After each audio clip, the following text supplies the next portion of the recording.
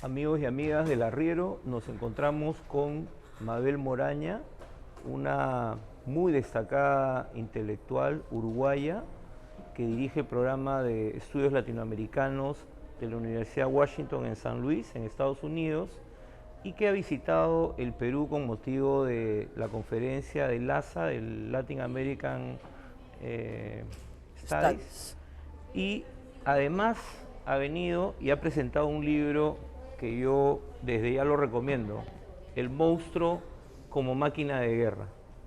Un libro que fue presentado en el Instituto Raúl Porras Barrenechea y que es un recorrido realmente fascinante para quienes les interesa la temática, pero para quienes les interesa también entender los procesos sociales contemporáneos sobre la figura del monstruo y cómo el monstruo expresa una serie de ideas y que va mutando a través del tiempo, además. Mabel, mucho gusto conversar contigo. Encantada, mucho gusto. Mabel, la primera pregunta es, ¿cómo tú, que además eres una estudiosa, has estudiado a grandes escritores peruanos como Arguedas, Vargas Llosa, Churata, cómo llegas ahora a trabajar el tema del monstruo? ¿Qué es lo que te llevó a trabajar este tema? Bueno, en realidad, sabes, el proyecto empezó, yo estaba en medio de otro libro, de un tema completamente diferente, pero quise escribir, por diversas razones, un artículo sobre pistacos. Y entonces empecé a leer la bibliografía y a familiarizarme con los temas, etcétera. Ya evidentemente desde Vargas Llosa la figura del pistaco aparece representada literariamente y luego hay un gran corpus literario y también fílmico, ¿verdad?, que representa ese personaje andino. Pero empecé entonces a ir para atrás y a fijarme, digamos, en los procesos que llamo en el libro de monstrificación, es decir, procesos por los cuales se convierte al otro, cualquiera que sea, étnico, cultural, político, etcétera, en un otro, en una especie de alteridad completamente diferenciada de los valores y de las culturas dominantes. Entonces ese proceso de monstrificación me interesó realmente mucho más que las representaciones concretas, porque es realmente un movimiento de la cultura que se ve desde la mitología griega en adelante, que se da en todas las culturas y que crea este tipo de personajes transculturales que viajan de una cultura a otra y que adquieren cierta universalidad. Pensar, por ejemplo, Frankenstein o Drácula, o todos esos son personajes que ya no pertenecen a ninguna cultura en particular, y la gran epidemia de zombies que vemos actualmente en los medios, sobre todo fílmicos, los videos, etcétera. Entonces ese fenómeno me interesó sobre todo. Ahora, tú has evocado la figura del pistaco, que es, a mi entender, es el gran personaje, o sea, es el personaje, vamos a decirle, mítico, ¿no?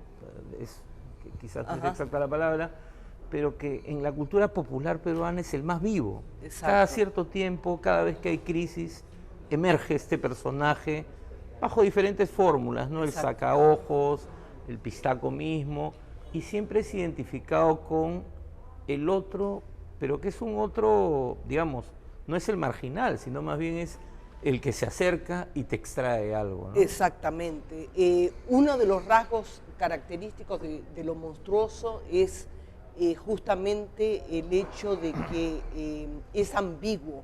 A veces representa el poder excesivo, totalitario, los abusos del Estado, etcétera, y en otros casos representa la resistencia, justamente, ¿verdad? O sea, es un dispositivo muy móvil en la cultura, con diversas cargas ideológicas o políticas según el contexto en el que se dé, ¿verdad? De la misma manera en que Hitler, por ejemplo, ha sido representado como monstruo y concebido en los imaginarios populares como una monstruosidad política, ideológica, social, etc. También formas de resistencia popular son vistas como monstruosas. ¿Por qué?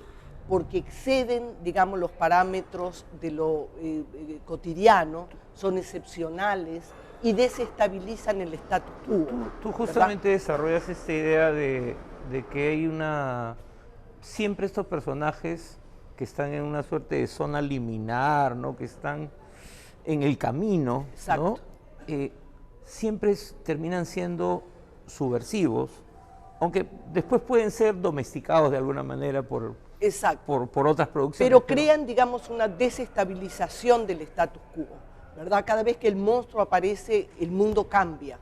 Y el mundo personal nunca es el mismo después de la experiencia del monstruo, digamos, ¿verdad?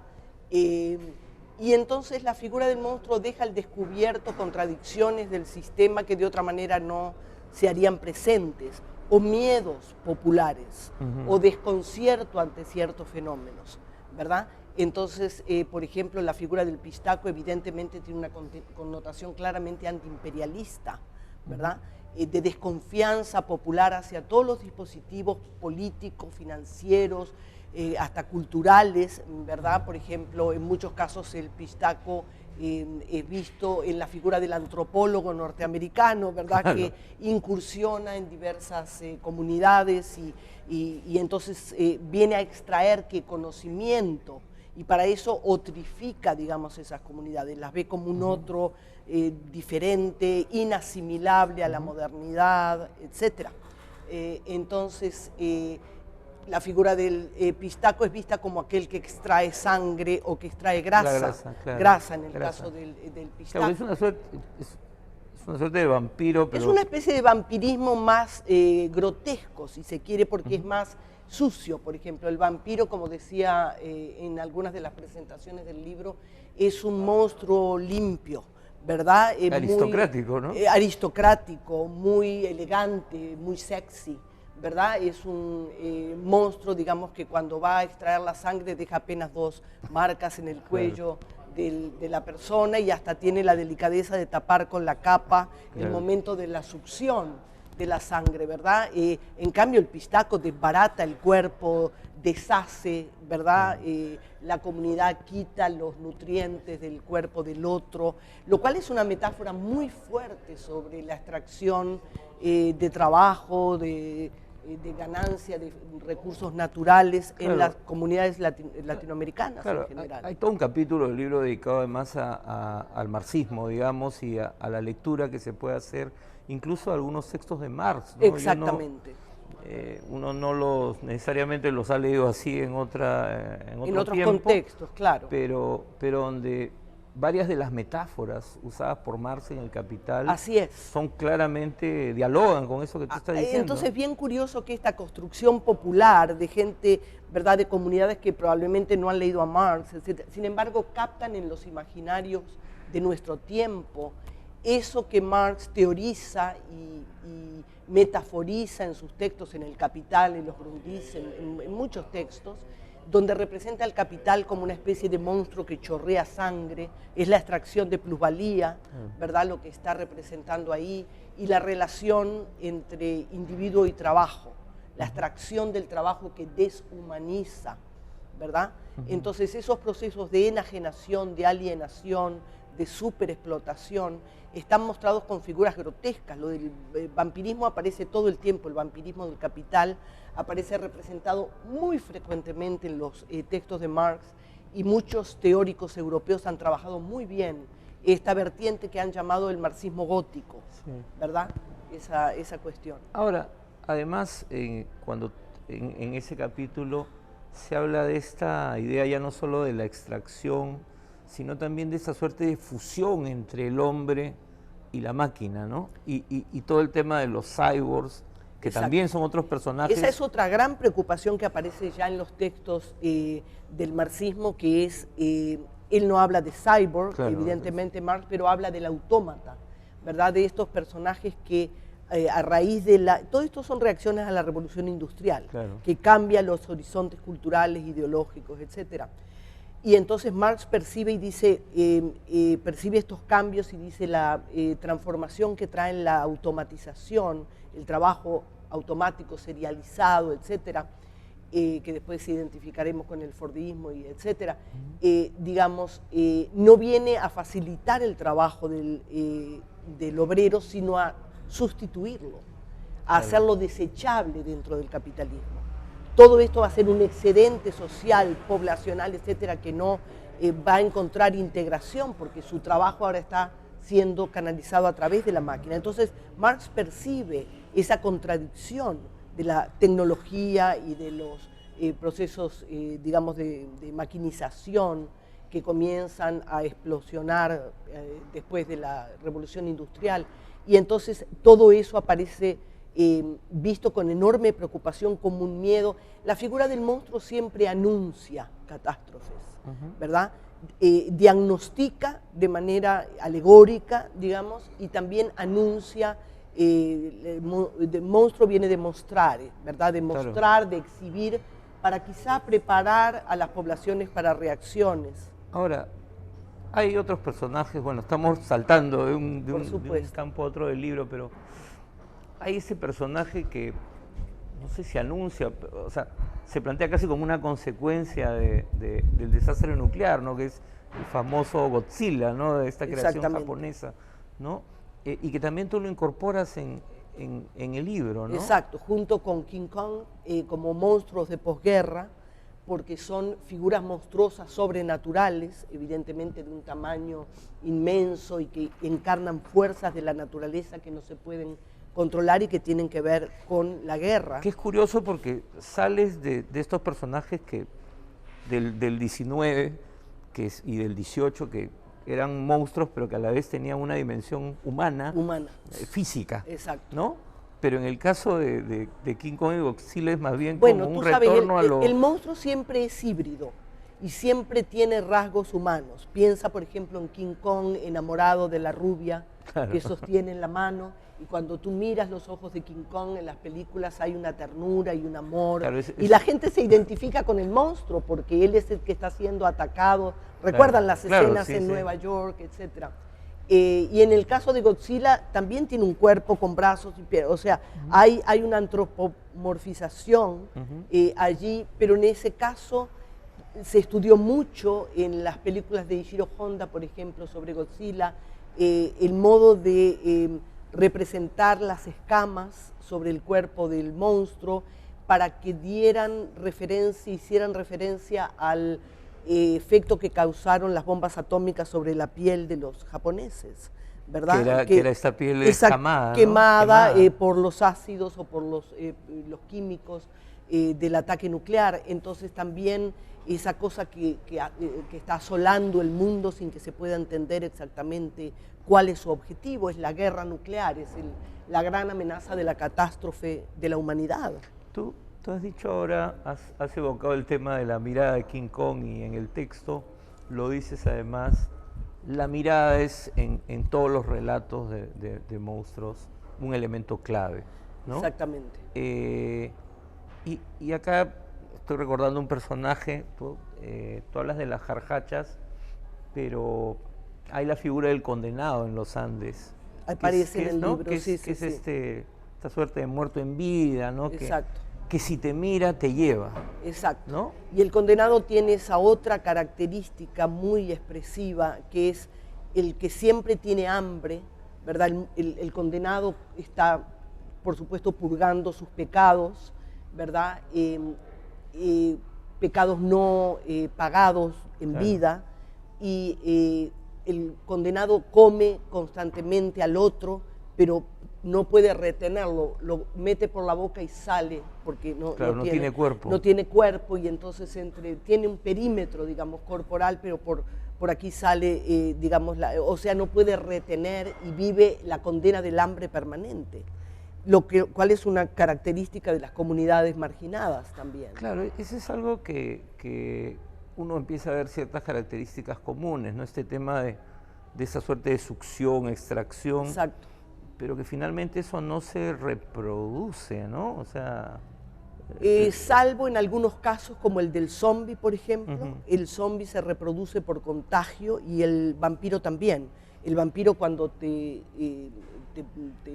succiona la sangre te convierte en vampiro, o sea, hay una vampirización, que es un proceso de... ¿Y esto qué es lo que representa finalmente? Bueno, representa también, digamos, en relación con el capital, representa evidentemente la reproducción permanente del capital, ¿verdad? Representa algo que no pasa ni por lo biológico, es una especie de lógica diferente que contamina todo aquello que toca, es una especie de mercantilización de la vida. Que termina siendo sobrenatural, diríamos. Exactamente, que evidentemente es superior, no puede ser controlada por el individuo común.